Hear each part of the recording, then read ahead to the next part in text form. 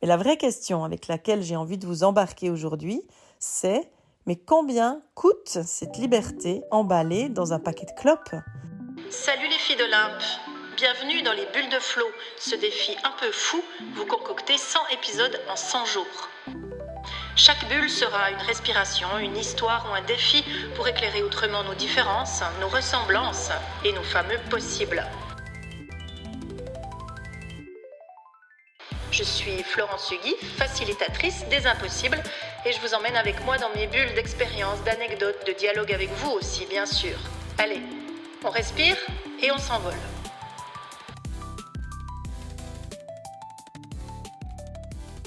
Alors, on sait maintenant exactement comment tout ça a commencé. C'est l'histoire d'une cigarette toute fine faite pour des mains féminines et des sacs de filles.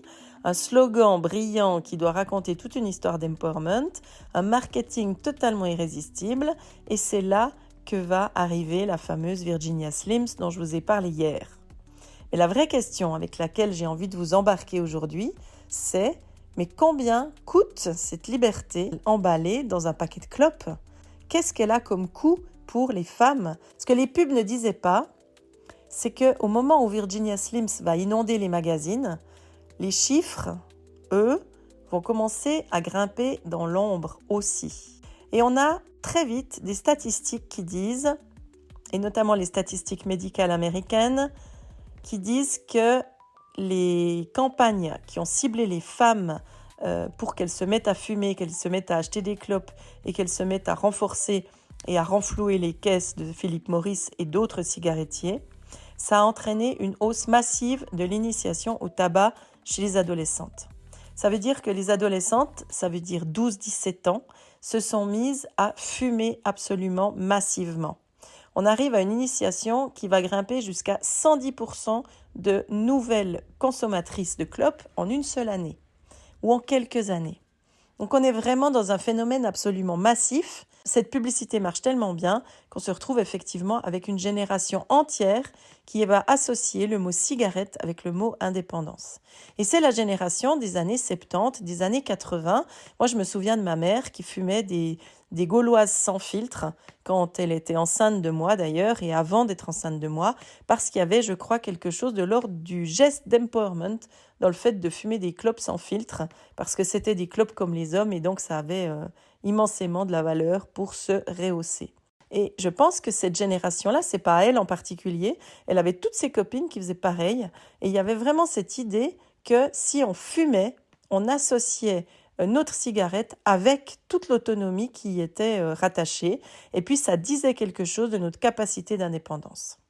C'était comme si cette liberté, elle était au bout du filtre en fait, ou du bout du non-filtre, puisqu'il y avait même les fameuses Gauloises qui, elles, n'étaient pas filtrées. Donc, ce qui était vendu en fait au départ comme une sorte de symbole féminin, c'est devenu une sorte d'épidémie de genre. Et il y a une facture à cette épidémie et on est en train de la remarquer et de la payer aujourd'hui. Ça fait un petit moment qu'on la paye, mais aujourd'hui, ça devient de plus en plus clair. Les publicités ont démarré dans les années 70 et les années 80 et c'est les hôpitaux qui vont accueillir les femmes qui ont clopé depuis l'âge de 20 ans, qui fument parfois encore aujourd'hui, dans leur salle beaucoup plus tard parce qu'il faut plusieurs années pour se fabriquer des maladies assez graves, comme vous le savez.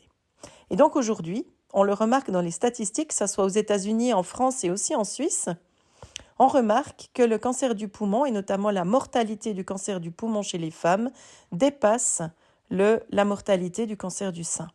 C'est-à-dire que les femmes aujourd'hui meurent plus du cancer du poumon que du cancer du sein. En fait, les femmes qui sont touchées, c'est pas forcément les femmes des magazines ou celles qu'on montrait dans la publicité. C'est pas les femmes qui avaient des moyens, qui avaient tout à disposition pour réussir leur vie sans aucun souci et sans aucune inquiétude. C'est pas tellement celles-là qu'on retrouve à l'hôpital aujourd'hui.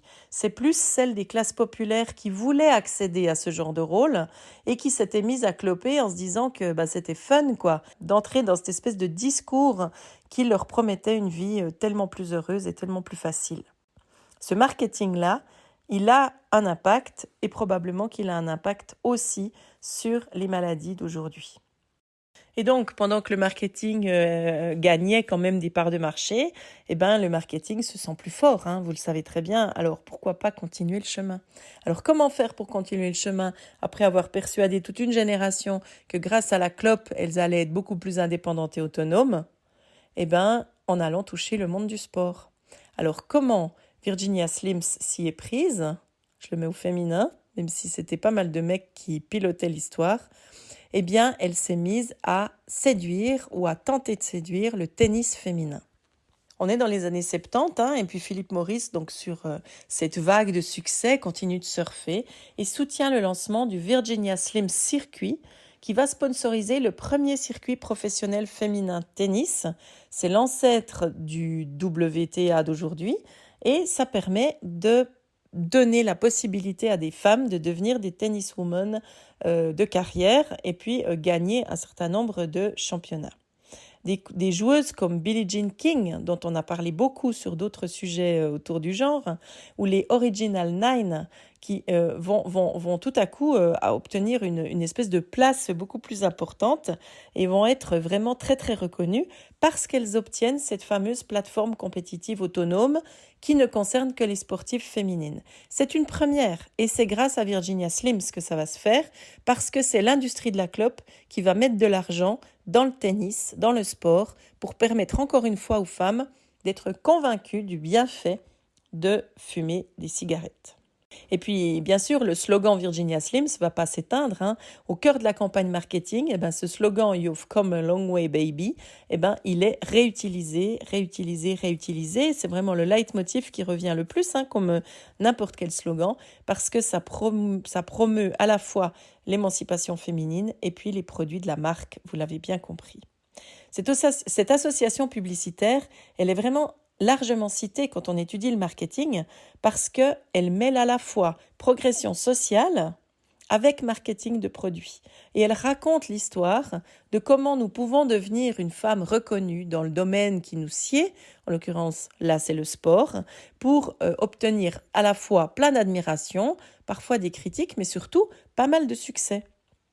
Et donc c'est grâce à Virginia Slims, dans le discours marketing, que les sportives ont pu faire cette avancée-là. C'est un vrai paradoxe parce que d'un côté, on constate effectivement une vraie avancée sociale qui est liée à cette structure économique et puis à l'entreprise qui a voulu bien investir de l'argent dans le domaine du sport féminin. Puis d'un autre côté, bien entendu que ça a beaucoup d'autres conséquences, notamment la normalisation du tabagisme chez les femmes et puis des coûts sanitaires majeurs comme on vient de l'exprimer. Ce double mouvement, c'est une dynamique qui se retrouve de manière assez fréquente dans l'histoire des mouvements sociaux qui sont soutenus par des acteurs économiques. On a d'un côté un progrès institutionnel absolument clair et sociétal tout à fait reconnu, puis d'un autre côté, un coût social qui va être très très chèrement payé. L'histoire montre d'ailleurs que les campagnes qui ont associé à la fois émancipation des femmes ou alors émancipation des Noirs ou émancipation de toutes sortes de publics avec du tabac ont donné place à beaucoup de débats, parce que ça ne plaisait pas à tout le monde évidemment, puis il y a des gens qui n'étaient pas dupes de ce genre d'instrumentalisation. Alors, qu'est-ce qu'il en est en 2025 ? Virginia Slims existe toujours, figurez-vous. Elle est un peu cantonnée aux États-Unis et elle a un peu un côté désuet, plus tout à fait à la mode. Elle est plutôt vieillissante et discrète. Donc, elle est encore là, mais il y a eu d'autres entreprises qui sont arrivées depuis et puis qui ont emporté ce fameux marché de la clope pour filles qui existe toujours avec les petits menthol à l'intérieur, même si vous les voulez. Mais elle existe, cette marque de Virginia Slims. Elle n'a pas totalement disparu. Alors, pour terminer cet épisode, j'ai envie de vous poser une fois de plus une question. La question du jour, c'est est-ce que dans votre vie, ça vous est déjà arrivé de confondre autonomie et échappatoire ? Si je le dis différemment, est-ce qu'il y a quelque chose dans votre vie qui pourrait être quelque chose qui semblerait être capable de vous libérer, mais qui finalement vous enferme ? Je vais vous laisser y réfléchir. Vous pouvez poser des mots là-dessus si vous en avez envie. Puis voir un peu quelle réflexion ça vous amène. Est-ce que ça existe ce truc-là dans votre vie ? Et puis est-ce que c'est à interroger peut-être ? Voilà, c'est fini pour ce second épisode sur le merveilleux monde de Virginia Slims et de la clope. Si ça vous a plu, ne laissez pas retomber la flamme. Vous pouvez vous abonner à ma lettre du dimanche. Vous pouvez continuer d'écouter ce podcast si vous le souhaitez. Vous pouvez m'encourager aussi en me donnant des idées parce qu'il reste encore presque 30 épisodes à enregistrer avant que j'aie bouclé ces fameux 100 épisodes en 100 jours. Donc n'hésitez pas à me donner des idées si vous en avez. Et puis n'oubliez pas, on ne naît pas libre, mais on le devient à coups de mots, à coups d'actes et à coups d'audace. Merci de m'avoir écouté jusqu'au bout. Je me réjouis de vous retrouver demain pour notre prochaine bulle.